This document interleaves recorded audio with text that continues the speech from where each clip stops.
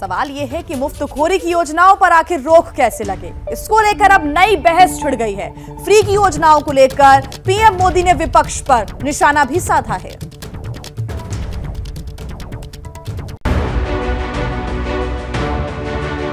ऐसे गुजरात में हमारी सरकार बनेगी तो 3 महीने के अंदर गुजरात के लोगों की बिजली मुफ्त करेंगे।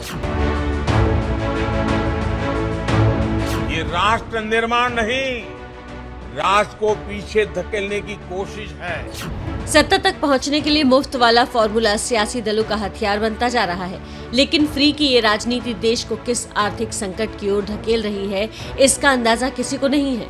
देश के सामने जो चुनौतियां हैं, उनसे निपटने के लिए साफ नीयत चाहिए, निष्ठा चाहिए, नीति चाहिए। इसके लिए परिश्रम की पराकाष्ठा करनी पड़ती है। रेवड़ी कल्चर को लेकर प्रधानमंत्री नरेंद्र मोदी एक बार फिर हमलावर दिखे। किसी का नाम लिए बिना मुफ्त की राजनीति करने वालों पर जमकर तंज कसा। राजनीति में ही स्वार्थ होगा तो कोई भी आकर पेट्रोल डीजल भी मुफ्त देने की घोषणा कर सकता है। ऐसे कदम हमारे बच्चों से उनका हक छीनेंगे। मुफ्त वाली योजनाएं सभी सियासी दलों के घोषणा पत्र में शामिल होती हैं, चाहे दिल्ली और पंजाब की आम आदमी पार्टी हो या यूपी में योगी और अखिलेश यादव, बंगाल में ममता बनर्जी हो या फिर तेलंगाना में केसीआर हो।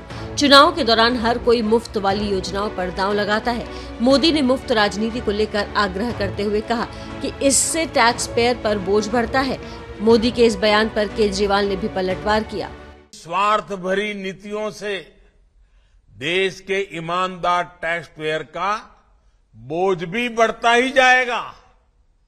मुझे लगता है कि टैक्स पेयर के साथ धोखा तब होता है जब उनसे टैक्स लेके और उस टैक्स के पैसे से अपने चंद दोस्तों के बैंकों के कर्जे माफ किए जाते हैं। सवाल ये है कि क्या भारत की अर्थव्यवस्था मुफ्त राजनीति करने की इजाजत देती है? ज्यादातर राज्य कर्ज में डूबे हैं। ऐसे में मुफ्त की रेवड़ियां बांटना कहां तक जायज है?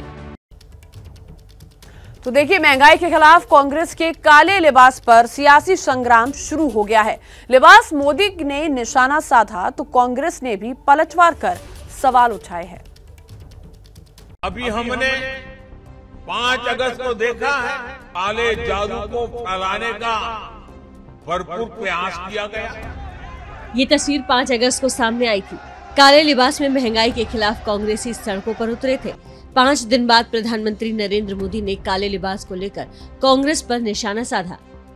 ये लोग सोचते हैं कि काले कपड़े पहनकर उनकी निराशा हताशा का काल समाप्त हो जाएगा, लेकिन उन्हें पता नहीं है कि वो कितनी ही झाड़ फूंक कर ले, कितना ही काला जादू कर ले, अंधविश्वास कर ले, जनता का विश्वास अब उन पर दोबारा कभी नहीं बन पाएगा। पीएम मोदी के इस तंज पर कांग्रेस बौखला गई। प्रियंका गांधी ने ट्वीट कर मोदी पर हमला बोला। प्रियंका ने कहा, आप इधर उधर की बातें न करें, ये बताएं महंगाई बढ़ाकर क्यों लूटा। जनता को काले कपड़ों से गिला नहीं, आपकी रहबरी पर सवाल है। पीएम ने पानीपत में ये वीडियो कॉन्फ्रेंसिंग के जरिए रिफाइनरी के Indian oil 2G ethanol plant का उद्घाटन किया। इसी दौरान उन्होंने कांग्रेस पर निशाना साधा। आप काले जादू की बात करते हैं, कभी पीले जादू की, आप काले धन की बात करते हैं। मोदी साहब, आपका तो मन भी काला है। बीजेपी का, आरएसएस का अंदर से पूरा अंदरूनी हिस्सा ही काला है। कांग्रेस ने 5 अगस्त को महंगाई, जीएसटी और केंद्र सरकार की नीतियों के खिलाफ सड़क से सड़क तक प्रदर्शन किया था। प्रियंका राहुल ने कांग्रेसी सांसदों के साथ काले कपड़े पहनकर जमकर नारेबाजी की। मोदी के बयान पर पार्टी महासचिव जयराम रमेश ने भी ट्वीट कर हमला बोला है। जयराम रमेश ने कहा, ये काला धन लाने के लिए तो कुछ नहीं कर पाए, अब काले कपड़ों को लेकर बेमतलब मुद्दा बना रहे हैं। देश चाहता है कि प्रधानमंत्री उनकी समस्याओं पर बात करें, लेकिन जुमला टीवी पर कुछ भी बोलते रहते हैं। जैसे ही घड़ी का काटा दोपहर 2:30 पे आए, बबीता जी का दिल सास बहू साजिश के लिए मचल जाए। और ये है इनकी बहू, पूरे दिन ऑफिस की टेंशन हो जाए गॉन जब ये करें अपना फेवरेट शो फ्री टाइम पे ऑन। इनकी तरह आप भी देखिए अपना फेवरेट शो अपने टाइम पर और डाउनलोड कीजिए एबीपी लाइव ऐप अपने स्मार्ट टीवी पर।